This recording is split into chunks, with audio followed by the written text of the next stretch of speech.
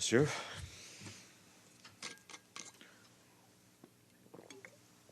All right, good afternoon.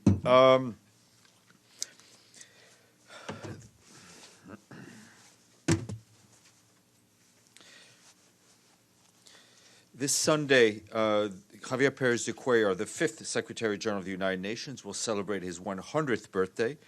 And Secretary-General António Guterres has written him a letter to extend his best wishes on that celebration. In the letter, Secretary-General said that Mr. Pérez de Cuéllar, who held office with dignity and commitment during the 1980s, and indeed through his last moments as Secretary-General in 1991 with the historic El Salvador Peace Accord, which was signed at the last minute of his term. António Guterres wrote that as the United Nations now marks its 75th anniversary, we who work for the organization today strive every day to build on Mr. Pérez de Cuéllar's impressive legacy. And we all wish him a happy birthday. Indeed, indeed. At an event organized this morning, the Secretary-General, an event organized today to mark the 10th anniversary of the Haiti earthquake, the Secretary-General laid a wreath and paid tribute to the hundreds of thousands of Haitians who lost their lives on January 12th. He also expressed his solidarity with the millions more whose lives were forever changed and who a decade later are still struggling to recover from that tragic day. A loss of this scale leaves permanent reminders and scars on Haiti and the United Nations, he said, adding that the loss of 102 colleagues that day amounted to the single greatest loss of life in one day in the UN's history. The Secretary-General renewed his commitment to honor the legacy of those lost by working alongside the people and government of Haiti and with the country's friends and supporters throughout the international community. He also took a moment to pay his respects at the memorial brought from Port-au-Prince and installed in the North Lawn earlier this week. Mahatma Saleh Anadif, the head of the UN peacekeeping mission in Mali, condemned the new attack on the Mopti region, during which 14 people were killed and 2 more were injured. The UN has sent a fact-finding team to the village of Sinda, where the attack took place. Mr. Anadif also offered the Malian authorities the UN's support to determine exactly what happened and bring the perpetrators to justice. Initial reports indicate that armed men on motorbikes raided the village in the early hours of Thursday. And turning to Libya, the UN mission in Libya, UNSMIL, today called for the immediate release of Siham Sergewa, an elected member of the House of Representatives who was seized at night from her home in Benghazi 6 months ago. Since her violent abduction, her fate remains unknown. The UN continues to follow up on the enforced disappearance of Ms. Sergewa and reiterates that the authorities in eastern Libya are responsible for respecting international human rights law and legally obliged to establish the fate and whereabouts of Ms. Sergewa. The UN condemns the abduction and her disappearance. We demand the immediate release for her and for all the victims of forced disappearances, and that all those responsible be held accountable. And as a reminder, as you know, the Secretary-General will be heading off to Berlin today to attend the Berlin conference on Sunday being organized by the Germans. And turning to Sudan, the UN Office for the Coordination of Humanitarian Affairs co-hosted a high-level meeting in London in which 19 donors affirmed the importance of scaling up aid to Sudan this year. The other co-hosts were the United Kingdom and Sweden, with the participation of the Sudanese government. Sudan also received assurances from the UN and NGOs to scale up the responses to address the country's urgent humanitarian needs. Some 9.3 million people, 1 in 4 people in Sudan, will need humanitarian assistance this year, and that's up from 8.5 million last year.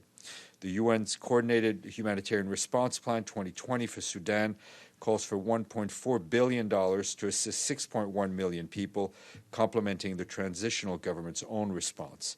It is critical for funding to be made in the first half of the year to sustain the response in conflict-impacted areas and help families hit by economic crisis, but also to reach people before the lean season starts in May and the rainy season in June.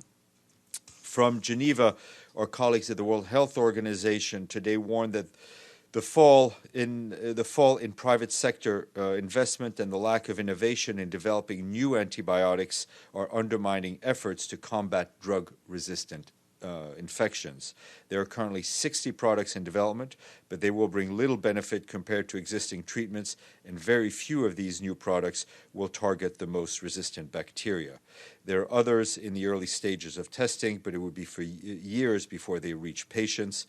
The Director General of WHO, Dr. Tedros, said the threat of antimicrobial resistance has never been more immediate and the need for solutions more urgent, stressing the need for countries and the pharmaceutical industry to step up and contribute with sustainable funding and innovative new medicines.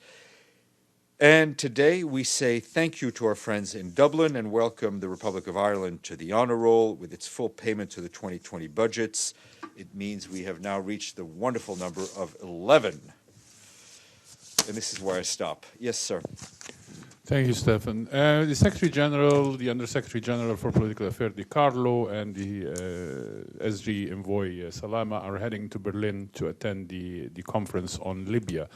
Does the UN planning, or the Secretary General and his team planning to bring fresh ideas or perhaps new initiatives, or he's attending the conference as merely an observer? No, we are not an observer. I think it is very important that Berlin, as the meeting in Moscow before, feed in to the vision of the three-step initiative that Special Representative Salame outlined for you, I think, very clearly when he was here earlier this week, and that what we need is unity in support of resuming the intra-Libyan dialogue, among others, as well as ending foreign interference and ensuring that there's a full respect for the arms embargo. Follow-up, I'm sure you're aware of the Guardian report on the fighters, the Syrian fighters that have been relocated from Syria to Libya under the auspices of an unnamed country. Is there any feedback from the UN on the ground, from the UNSMIL, about the influx of those fighters since they are in the hundreds? I'm not aware that they've reported that. What is important, I think, as Mr. Salame said, is that all foreign interference from whichever quarter ceases to give the Libyan people a chance for peace. Sylviane. Thank you, Stéphane. Concerning the violence in Lebanon, I didn't hear any condemnation from the United Nations. Do you have something to say? Well, I think as Mr. Kubish has said, we're very concerned about the violence that we've seen against demonstrators. The right for freedom of assembly, for freedom of expression is one that should be respected, and there should be a full investigation into the incidents of violence, and people need to be held accountable. Yeah. I know you. Yeah, it's been a long time. How are you, Stéphane? How are you? Good. Staying on Lebanon, Mr. Kubish, in another statement earlier, praised the governor of the Central Bank of Lebanon for being the only person probably who is proactive regarding the situation, the financial situation in the country. Mr. Salami himself came under a lot of criticism for his mismanagement of the economy. Sorry. Yes, okay. Mr. Salami, not Salami of Libya. No, it's Riyad Salami, who is the governor of Central Bank of Lebanon, is under heavy criticism from the people as well as from politicians for having led the country into this financial almost meltdown. How did Mr. Kubish allow himself to take sides in such a very thorny issue in Lebanon? I have to look. I haven't seen what Mr. Kubish has said. I will look, but we have no reason to second question what Mr. Kubish has said. But I'll take a look. I can't comment on his statement because I haven't seen it. Well, this was even announced here a few days ago, and it was widely publicized. Anyway, I can raise that later after you have a look at it. On the other side, how are the UN staff being paid in Lebanon, since there are a lot of restrictions on transfers of capital into Lebanon at this stage? I have not been advised that there's been any challenge in meeting the obligations, financial obligations and salaries to UN staff. Edie. Two questions, Steph. First, what are the Secretary General's hopes for the Berlin conference? And your second question? My second question is that there's been an announcement that the rival parties in South Sudan have agreed to meet the deadline to form a unity government. Does the Secretary-General I will have any take a comment? look at. Obviously, if it's confirmed, it's something to be welcomed. But let me take a look. You know what we hope comes out of Berlin is renewed demonstration of international unity in supporting the intra-Libyan political process, ending foreign interference, leading to full respect of the UN arms embargo. And again, I think as I told your neighbor, what is important is that this process feeds in and supports the efforts by Mr. Salame, and we have absolutely no reason to believe that it is not that is not the case. Stefano. Yes, a follow-up. So for the meeting in Berlin, just one day, does the Secretary-General expect that a lot of things are resolved, or is just the first step of a long process? Let's let the meeting happen in Berlin before we start to analyze its results. It will bring around the table a lot of countries, a lot of key players. It's a meeting that we look forward to participating in. Let's wait for it to happen, and then we can talk about the outcomes. Yes, sir. Thank you, Stéphane. Though it is an signed agreement of a free movement between Kosovo and Serbia that has been brokered by EU and supported by UN, Kosovo Albanians are being arrested in Serbia continuously. And you guys Your microphone closer. Yeah, you guys have a mission in Kosovo, in UNMIK. Do you have any information on this? What is being done? Why this is? Let me check on that. Yes, sir. Regarding the host country agreement, is there any progress? I understand there is a meeting today for the host country committee. What was the message of the Secretary-General to the committee during this meeting? Look, and is there any outcome regarding the visiting? I think for the outcome, you need to check with the Permanent Mission of Cyprus, as the ambassador is the chair, and it's a General Assembly-led committee. Our message continues to be the same, is that we have raised our concern and will continue to raise our concern with the host country on the issue of the deliverance of visas to officials who have business before the United Nations. But of course, the delay in any decision regarding that is also impacting the work of many committees.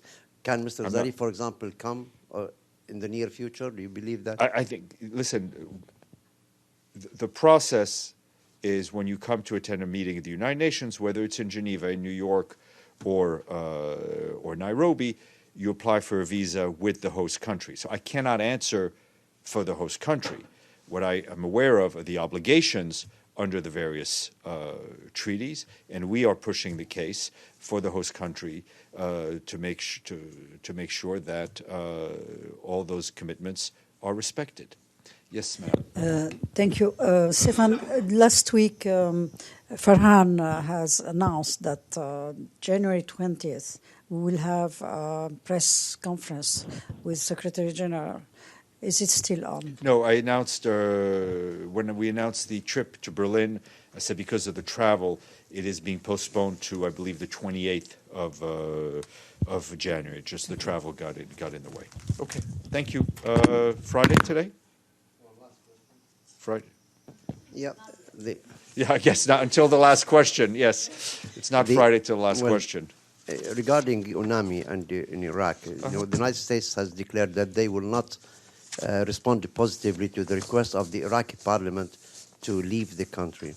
So what is the position of UNAMI and the Secretary-General regarding this defiance of an agreement between the Iraqi government and the United States troops deployment there? Look, the status of the United States troops, as far as our understanding in Iraq, is based under a status of forces agreement that's negotiated bilaterally. It's up to the Iraqi and the United States to work out those issues.